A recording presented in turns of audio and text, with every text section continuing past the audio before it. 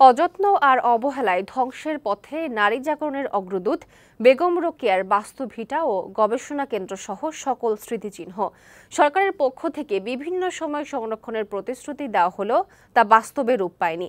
প্রতিশ্রুতিগুলো দ্রুত বাস্তবায়নের দাবি জানিয়েছেন স্থানীয়রা। সে উদ্যোগ নেওয়ার আশ্বাস দিয়েছেন স্থানীয় সংসদ সদস্য।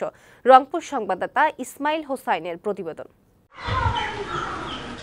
রংপুরের পায়রাবন্দের যে ঘরটিতে জন্মেছিলেন বেগম রোকেয়া, অযত্নে অবহেলায় সেই ঘরটি বিলুপ্তপ্রায়। অবশিষ্ট রয়েছে অল্প কিছু ইট আর সুরকি। বন্ধ রয়েছে রোকেয়া স্মৃতিকেন্দ্রের কার্যক্রম। হারিয়ে যাচ্ছে নারী জাগরণের এই অগ্রদূতের স্মৃতিচিহ্ন।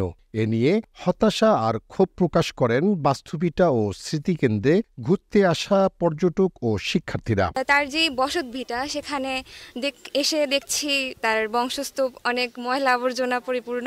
তার বাড়িটা ধ্বংসাবশেষ, কিছুই নেই। এটা সংরক্ষণ করা উচিত সুন্দরভাবে। তার বসতভিটায় তার স্মৃতিচারণ কেন্দ্রগুলো আরো বেশি উন্নত করা উচিত। বেগম রোকেয়ার স্মৃতি সংরক্ষণে যারা কাজ করছেন তারা বলছেন, শুধু জন্ম কিংবা প্রয়াণ দিবস নয়, সারা বছর রোকেয়াকে স্মরণ করা হোক যথাযথ সম্মানে। আমরা মনে করি যে বেগম রোকেয়া স্মৃতি সংসদের পক্ষ থেকে যে রোকেয়া হচ্ছে প্রতিদিনের চর্চা, পায়রাবন হচ্ছে প্রতিদিনের পরিচ্ছন্নতার, প্রতিদিনের নতুনত্ব, এই কাজটা অব্যাহত রাখার জন্য কর্তৃপক্ষের কাছে জোর দাবি জানাচ্ছি। দ্রুতই রোকেয়ার বাস্তুভিটা সংস্কার ও স্মৃতিকেন্দ্রটির আধুনিকায়নের কাজ শুরু হবে বলে আশ্বাস দিলেন স্থানীয় এই সংসদ সদস্য।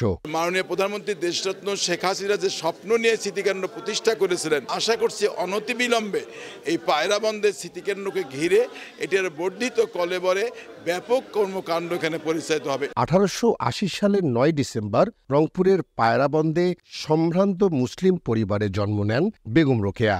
1932 সালের একই দিনে 52 বছর বয়সে কলকাতার বাড়িতে মৃত্যুবরণ করেন।